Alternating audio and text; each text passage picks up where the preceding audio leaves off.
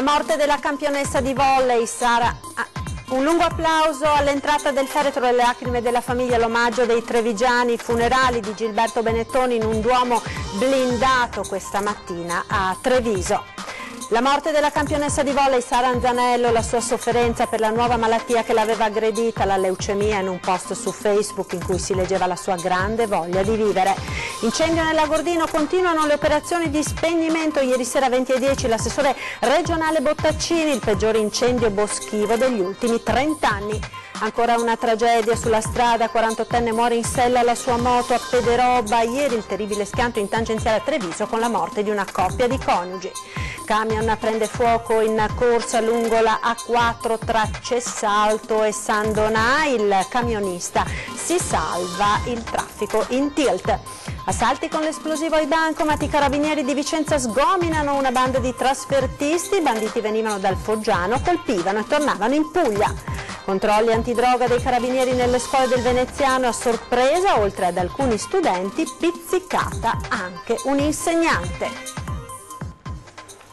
Buona giornata e ben ritrovati con la prima edizione dei telegiornali di Antenna 3 in primo piano. L'avete visto nella lunga diretta di questa mattina, i funerali e il commosso addio dei trevigiani a Gilberto Benetton. La cerimonia blindata questa mattina in Duomo a Treviso, e tra pochissimo torneremo a collegarci con i nostri inviati Lucio Zanato e Nicola Marcato. Apriamo intanto questa prima edizione del telegiornale con il profondo cordoglio per l'improvvisa scomparsa della campionessa di volley di Ponte di Piave, Sara Anzanello. La sua sofferenza per la nuova malattia che l'aveva aggredita, la leucemia, in un post su Facebook in cui si leggeva la sua grande voglia di vivere.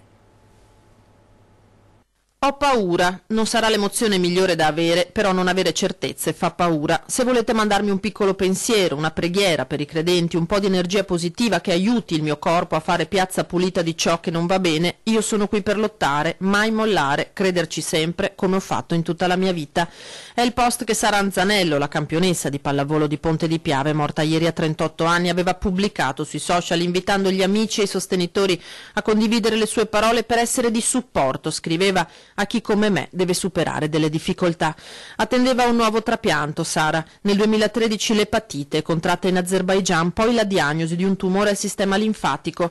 Ho paura perché voglio vivere. Non si sa mai, scriveva, quali e quante sfide la vita ti pone davanti. Difficilmente si è abbastanza pronti. Cos'è la cosa che vorresti più di ogni altra, il tuo sogno nel cassetto, il tuo desiderio più grande?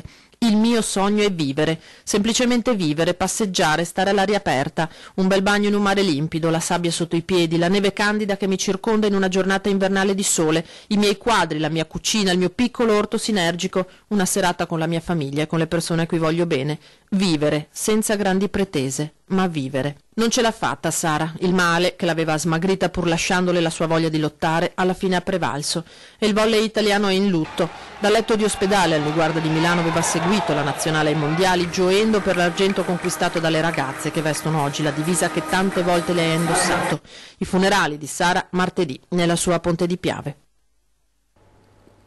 Ed ancora la cronaca dalla provincia di Treviso, dove nelle ultime ore si sono registrate 3 vittime della strada. Un nuovo incidente mortale si è verificato questa mattina a Pederobba, a perdere la vita un 48enne. Si sarebbe immesso in strada venendo centrato da un'auto e morendo praticamente sul colpo. Ancora sangue a Pederobba, l'ennesimo incidente mortale dopo lo schianto in Feltrina, a Onigo, l'altra domenica, in cui hanno perso la vita 2 settantenni di Vittorio Veneto. Il sinistro lungo via Valcavasia, al confine tra Pederobba e Cavaso del Tomba, vittima un 48enne residente proprio a Pederobba, che non si sarebbe accorto della vettura che sopraggiungeva. I rilievi relativi alla dinamica dell'incidente verificatosi alle 7:10 di questa mattina, ora di punta per chi si sposta per andare a scuola o al lavoro, sono stati svolti dalla Polizia Stradale, che riferirà ora alla Procura della Repubblica. Sul posto sono immediatamente intervenuti i sanitari del SUEM 118, ma ogni tentativo di salvare il 48enne è stato vano. Si è spento poco dopo per i traumi riportati nella caduta a terra, violento l'impatto con l'asfalto, fatale al motociclista. E ieri pomeriggio in tangenziale a Treviso un altro terribile schianto nel quale ha perso la vita una coppia di San Donà di Piave. Sconcerto e dolore a San Donà di Piave per la tragica scomparsa dell'architetto Vittorio Manfron, 76 anni, e della moglie Maria Fiorenza Linguanotto, 74 anni, morti ieri pomeriggio nel terribile schianto lungo la tangenziale di Treviso. L'auto della coppia, per cause ancora al vaglio della polizia locale, ha urtato il retro di un camion che stava per superare e si è letteralmente catapultata in avanti, capottandosi per fermarsi un centinaio di metri più avanti. L'impatto violentissimo è stato fatale ai due coniugi che sono morti sul colpo. Vittorio Manfron era molto noto, una vita dedicata all'architettura, la sua. Per 40 anni è stato docente allo IUAV di Venezia, a lungo direttore del corso di laurea in edilizia, da 6 anni era in pensione. A San Donà di Piave era stato consigliere comunale del PC. Una vita dedicata all'insegnamento, anche quella della moglie, docente alle scuole medie prima di collaborare con lo studio professionale del marito. La data dei funerali non è ancora stata fissata. Nel frattempo proseguono gli accertamenti della polizia locale per chiarire l'esatta dinamica della tragedia, anche con l'acquisizione dei filmati delle telecamere di videosorveglianza. Dalle prime testimonianze pare che l'auto dei coniugi abbia prima superato un furgone sulla destra per poi cominciare il sorpasso del camion. L'impatto con il paraurti del mezzo pesante è stato fatale. E autostrada 4 chiusa nel tratto tra Portogruaro e San Donà di Piave in direzione Venezia, così come sono state chiuse le entrate ai caselli di Portogruaro, San Stino di Livenza e Cessalto, sempre in direzione Venezia, a causa di un incidente che si è verificato alle 5:30 di questa mattina. Un autoarticolato che trasportava elettrodomestici ha preso fuoco, non ci sono feriti, erano 11 chilometri di coda che si sono registrati questa mattina nel tratto interessato dall'incidente. Sul posto gli ausiliari della viabilità di Autovie, la polizia stradale ed il 115. Nel corso della mattinata la coda si è poi ridotta fino a 4 chilometri tra Latisana e Portogruaro, sempre in direzione Venezia. Ed ora torniamo, abbiamo parlato appunto nella lunghissima diretta di questa mattina dei funerali a Treviso in Duomo di Gilberto Benetton. Torniamo quindi a collegarci in diretta con i nostri inviati Lucio Zanato e Nicola Marcato. Lucio, buongiorno. Dell'amore, no? Si dimentica tutto il resto. Il fatto che in qualche maniera abbia lasciato questo tipo di ricordo è un orgoglio per tutti noi. Come vorrebbe che venisse ricordato Gilberto Benetton, suo zio? Ma io posso solo mettere sul tavolo il ricordo personale di quando avevo 4-5 anni e lui per un periodo ha abitato a casa nostra. E niente, mi ricordo la parte dell'affetto, della partecipazione e della semplicità. Poi penso che come insomma si è sentito oggi, ognuno, e capita questo spesso, no? Ognuno dalle persone che hanno fatto, che hanno compiuto un percorso, ne ricava un insegnamento, un'eredità. Ecco, io è quella dell'affetto che porto con me. Lei è la generazione che prende in mano? Insomma, diciamo, siamo un gruppo esteso, siamo delle persone che hanno dei valori e soprattutto considerano l'impresa come un modo di vivere la propria vita e di progettare il futuro per se stesso, per le proprie famiglie, ma anche per gli altri, consapevoli che gli effetti sono sempre molto allargati delle proprie attività e in questo senso l'eredità continuerà in quella direzione. In questo saluto è mancata la politica nazionale, però? Ma insomma io penso che è giusto che ognuno faccia quello che si sente.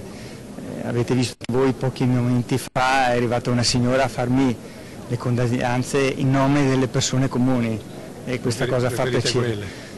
Preferiamo quelle, insomma, quelle sono bene accolte, però insomma, abbiamo visto anche qualcuno della politica, insomma, poi chi se l'è sentita e ha ritenuto opportuno l'ha fatto. Se i colleghi hanno altre domande? Queste voci di un suo maggiore coinvolgimento in edizione? No, guardi, no. Parliamo, come ho detto, parliamo dell'aspetto dell'affetto, dell'amore, del bene, perché insomma in questi momenti a una famiglia e a chi è legato a una persona vengono in mente solo questi aspetti e nient'altro. Grazie. Grazie. Benetton, avete sentito, siamo costantemente in diretta, l'abbiamo seguito nel corso di tutta la nostra mattinata. Mi sposto perché il momento è ancora come si dice, un momento molto toccante, c'è l'abbraccio di tutta la città. Adesso magari allontanandomi cerco qualche altro volto, se posso tenere ancora qualche minuto la linea, se posso tenere ancora un attimo la linea, perché qui veramente i volti sono veramente tanti. Vediamo se riesco a prendere Giorgio Buzzavo, buongiorno, siamo in diretta su Antenna 3. Ecco. Parlo bene.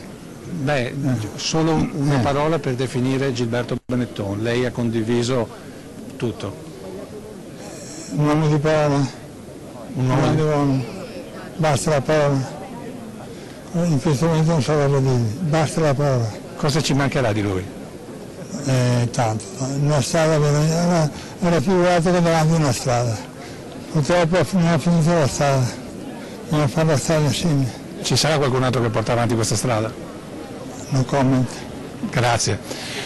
Allora io direi che con queste due battute restituirei la linea allo studio, come sempre ulteriori informazioni, le interviste che abbiamo raccolto oggi nel corso dell'edizione di questa sera.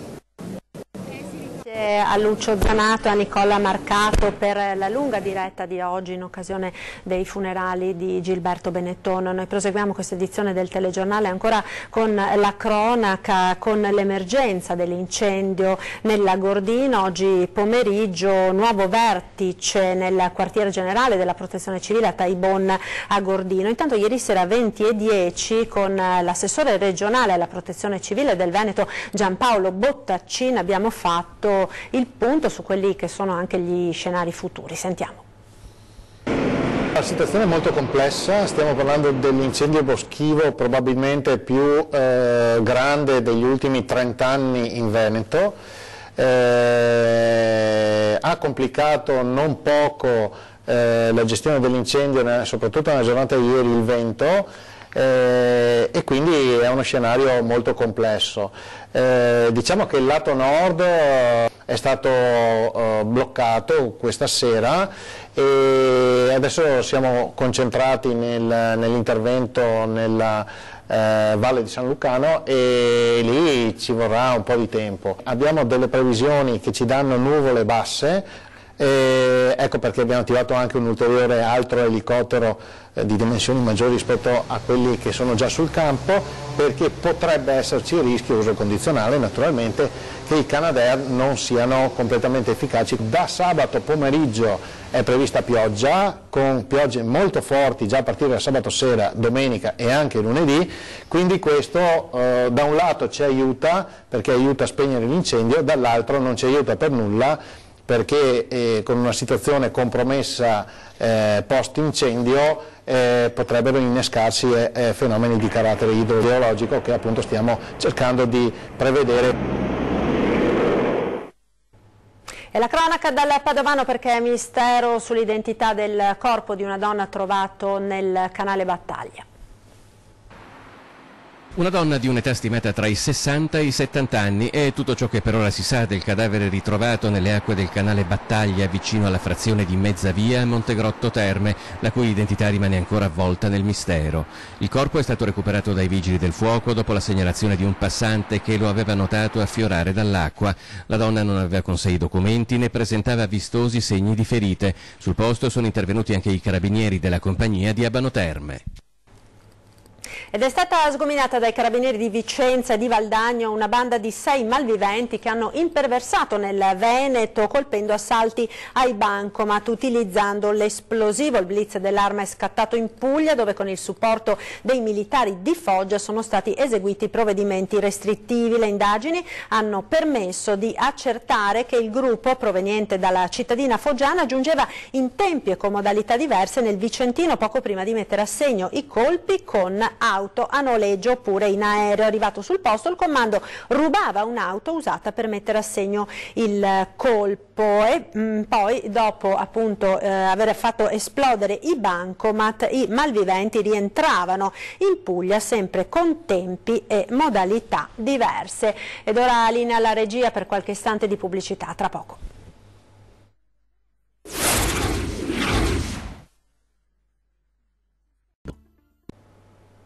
Eccoci nuovamente in diretta con la prima edizione dei nostri notiziari. Controlli antidroga dei carabinieri nelle scuole del Veneziano e a sorpresa, oltre ai ragazzi, è stata pizzicata con droga anche un insegnante. Ci aggiorna in diretta al telefono da Venezia Ilaria Marchiori.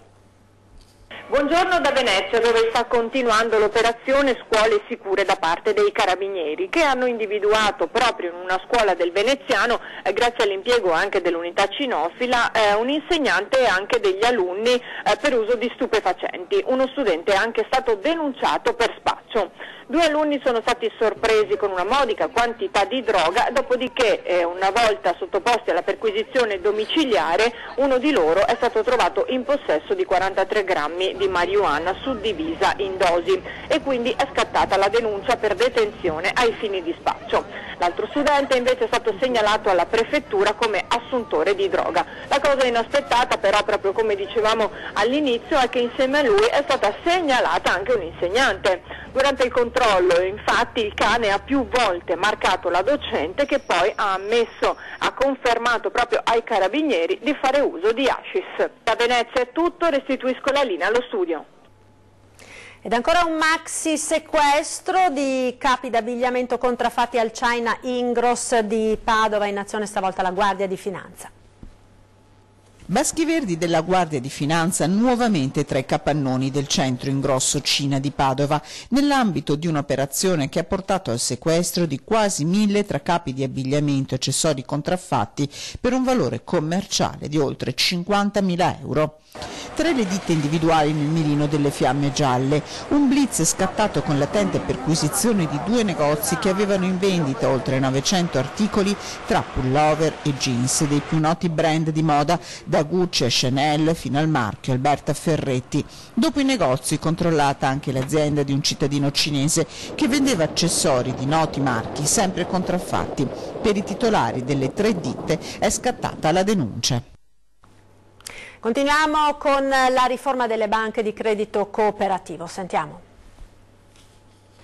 Il cambiamento di quelli radicali, la riforma delle BCC, le banche di credito cooperativo del nostro territorio, rischia di snaturare il DNA di questo tipo di istituti bancari che dovranno rispettare standard patrimoniali e di efficienza lontanissimi dai criteri di gestione delle tradizionali casse rurali. Banche del territorio legate ai soci e quindi volte a sostenere il tessuto familiare ed economico delle nostre città, dei nostri paesi, si troveranno ad essere delle semplici filiali di fatto di una capogruppo. In sostanza, insomma, non si potrà più parlare di casse rurali, quelle legate al territorio che avevamo imparato a conoscere. Questa capogruppo, chiamata capogruppo cooperativa, di fatto avrà la forma di SPA e quindi per sua natura non potrà avere natura cooperativa, non potrà quindi avere natura di mutualità e di sviluppo della solidarietà, proprio perché una SPA deve fare utili. Secondo gli addetti ai lavori però c'è ancora tempo per correggere la riforma, in particolare il governo sta lavorando a 2 emendamenti. Uno che garantisca una proroga per l'entrata in vigore di questa riforma di 12 mesi, in maniera tale che si abbia il tempo di sviluppare modelli alternativi. La richiesta avanzata al governo da associazioni ed economisti è che si possa scegliere di non aderire al gruppo unico, che ci si possa insomma far sentire per aprire un tavolo di trattativa e rivedere la norma. Ed è tutto per questa edizione, grazie per essere stati con noi, vi lascio come sempre in chiusura alle previsioni del tempo per le prossime ore. Buon pomeriggio.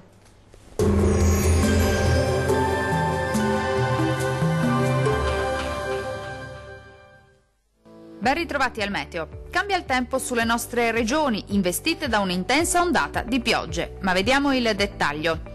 Sul Veneto molte nubi sin dal mattino, con il cielo che risulterà spesso anche coperto. Occasionali piogge sparse, poi via via più diffuse nel corso della giornata e localmente anche di forte intensità durante le ore notturne. Temperature in lieve calo con minime tra 11 e 15 gradi. Massime comprese invece tra 14 e 18 gradi circa. Vediamo ora che tempo farà sul Friuli Venezia Giulia. Condizioni spiccatamente instabili anche sulla nostra regione. Il cielo sarà molto nuvoloso con precipitazioni al mattino solamente sui monti. Col passare delle ore però peggiorerà un po' ovunque con temporali via via più forti. Temperature in diminuzione con minime tra 12 e 14 gradi. Massime comprese invece tra 16 e 19 gradi circa. Vediamo infine la situazione meteorologica del Trentino Alto Adige. Situazione un po' diversa sulla nostra regione, dove avremo un contesto più asciutto. Sarà infatti ampiamente soleggiato sui settori settentrionali, mentre su quelli meridionali il cielo tenderà a coprirsi maggiormente. Tuttavia, entro la nottata peggiorerà con piogge un po' ovunque. Temperature minime tra 4 e 8 gradi. Massime comprese invece tra 20 e 22 gradi circa. Dal meteo di Antenna 3 è tutto, arrivederci!